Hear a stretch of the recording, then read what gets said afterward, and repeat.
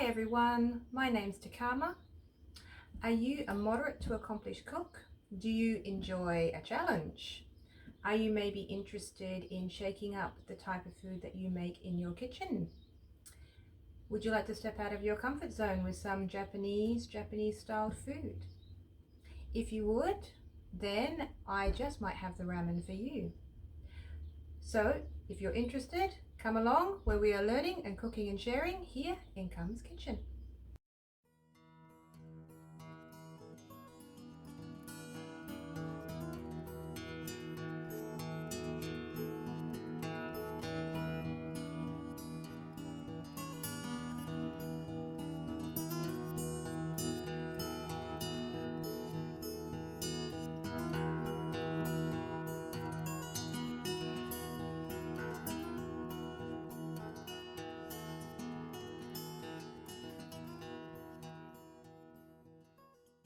Hi everyone, thank you for joining me here in my kitchen. As you may have heard in the intro, today I am making a ramen. It's a Sapporo ramen to be specific, and it's named that way after the town Sapporo, where they are renowned for their miso soups and ramens. They have something like 1,000 ramen shops, so they love their ramen, and we love this ramen. So if you're up for a challenge, you are welcome to join me. This video is going to be part 1 of 4. Oh dear.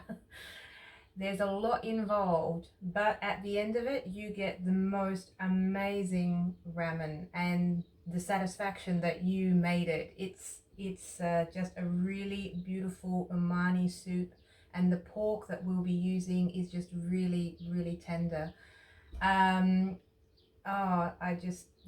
It's just a nice bowl of heaven. You know, you can get like those 5-minute ramens. They're like on this end of the scale, and your own homemade ramen is here on the end of the scale. So, and this is good to go because you're in a hurry, and this is just delectable heaven. So that's what you'll get at the end of it if you stay with me. Okay, well, we better get to the ingredients. All right.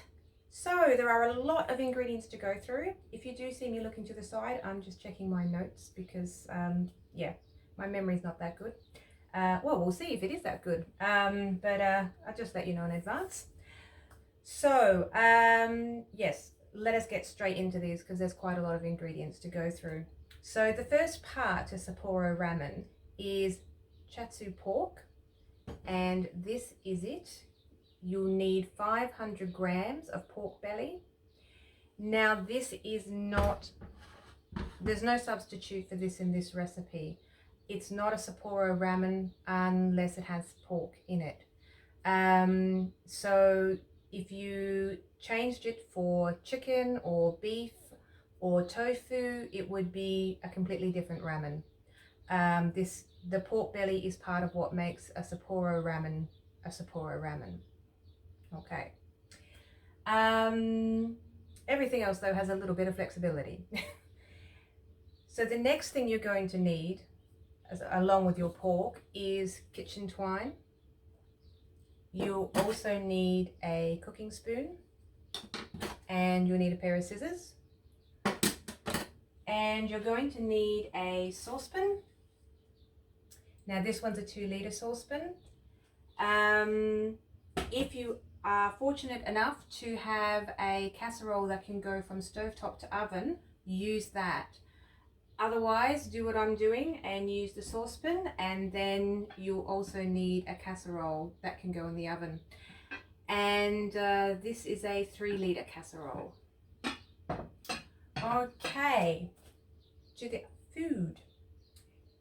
You're also going to need measuring cups to measure quantities. And those quantities are, first is soy sauce. I'm using a light soy sauce, but if you don't mind a more intense flavor, you can use a dark. And you'll need half a cup of soy sauce. If you can't eat the regular soy sauce, you can also use tamari. and that's gluten-free. The next thing you'll need is mirin seasoning. Ooh, and you'll need 1 cup of that, or 250 mils.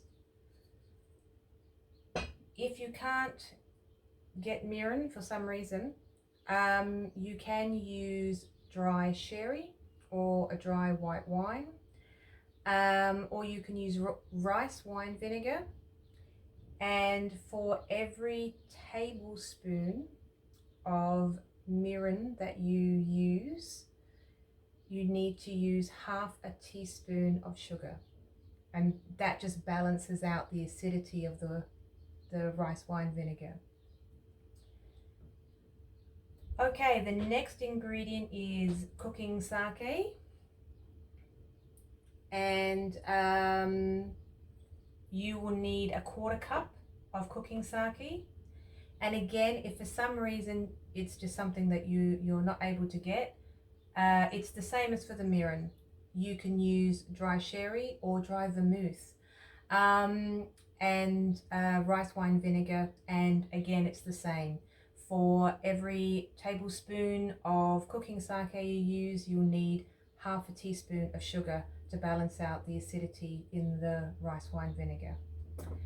Okay, next is cast sugar, and you'll need a 1/4 cup of that again. If you don't have caster sugar, you can use granulated sugar, that's fine. And the same ratio, a 1/4 cup. The next things you're going to need are spring onions. You'll need 100 grams, which is roughly 4 spring onions. I know I only have 2 here, but just so you know what they look like. Then you'll need a 4 centimeter piece of ginger root, and that is ginger root. And that needs to be peeled and sliced. So it's roughly 20 grams of ginger root. And the very last thing that we're going to need is garlic cloves. And you'll need 6 garlic cloves, and they just need to be bruised. So I'll actually hold that up so you can see. That's a bruised garlic clove. So you don't want them in pieces or chopped. Just split so that all the flavor comes out without the whole clove disintegrating. All right, well, that is all the ingredients. I'm going to clear my prep space, and then we will get to the pork. So I am just drying my hands after washing them. Please remember to wash your hands before you handle any meat, and also remember to wash them after you handle any meat. Meat does contain bacteria which can contaminate your food and yourself and your family and make you very sick. So it is very good kitchen hygiene to always wash your hands, and it's also just respectful to the other people in your household that you are feeding. Okay, that is the end of my health warning. There may be another somewhere down the line. I'll try and keep it brief. Let's get to this pork, which you can see here, which really wants to be rolled up. And that is the next thing you have to do to make your Chashu pork, is to roll it. So mine is not cut straight, so I'm starting on the small end, and you literally just roll it as tightly as you can, and then you get your kitchen twine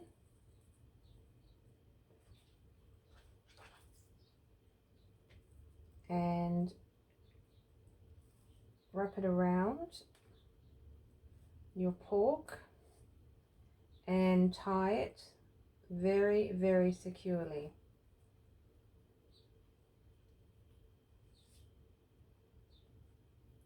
Once you've got one knot,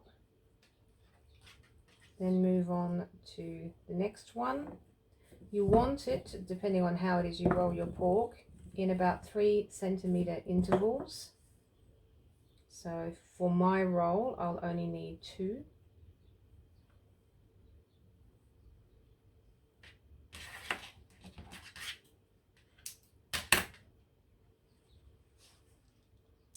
And when you've been handling meat as well, told you there'd be another health warning. You're handling the kitchen twine, and oftentimes you're handling more twine, unless you know exactly the length you need. You're handling more on the roll than you actually use. So before you wash your hands, it's probably a good idea to cut off that excess twine, just for safety's sake. Better safe than have food poisoning, yeah? Okay. So once your roll is tight and secure, I'm almost there.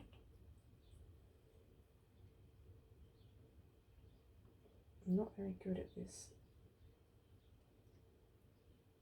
But what matters is you give it a go. You should have a nice roll of pork. Okay, I'm going to wash my scissors and my hands, and we'll be back to do the next part. Okay, so next we need to preheat our oven, and you want your oven set at 140 degrees centigrade or 280 degrees Fahrenheit, or if you're fan forced like me, it is 120 degrees. And once you've done that, you want to get a pot, I've done this in advance, and fill it with 1 liter of water and set that on a high heat. Once you've done that, you want to get all of your ingredients. So we want our soy sauce, our cooking sake,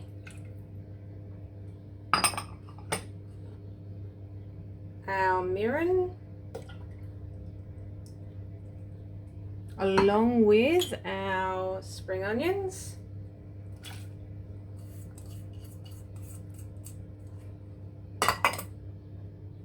the ginger,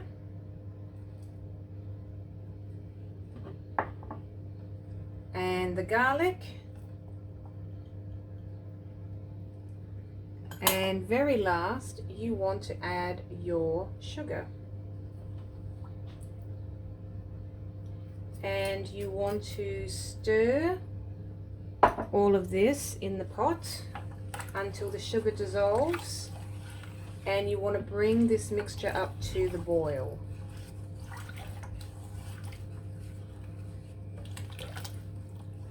And this may take a while, so I will return when my stock mixture for the pork has come to the boil.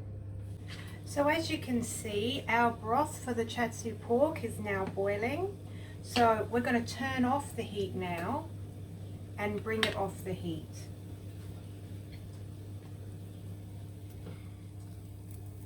Now, if you've been using a casserole that can go straight from stovetop into the oven, just take it off the heat. For those of us who don't, now is the time to get your casserole, and you want to pour your Chashu broth into your casserole carefully because it's very hot.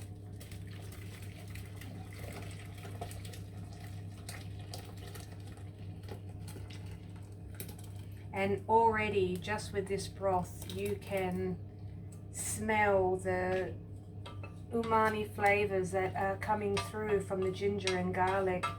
And all these flavors are going to infuse themselves into the pork as it bakes into the oven.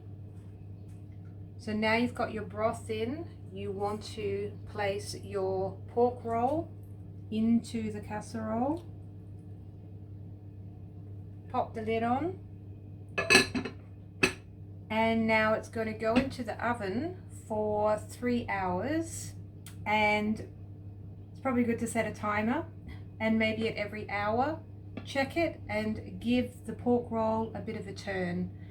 And when it is really tender, which is roughly the 3 hour mark, then it will be time to pull it out of the oven. So I'm going to pop mine into the oven.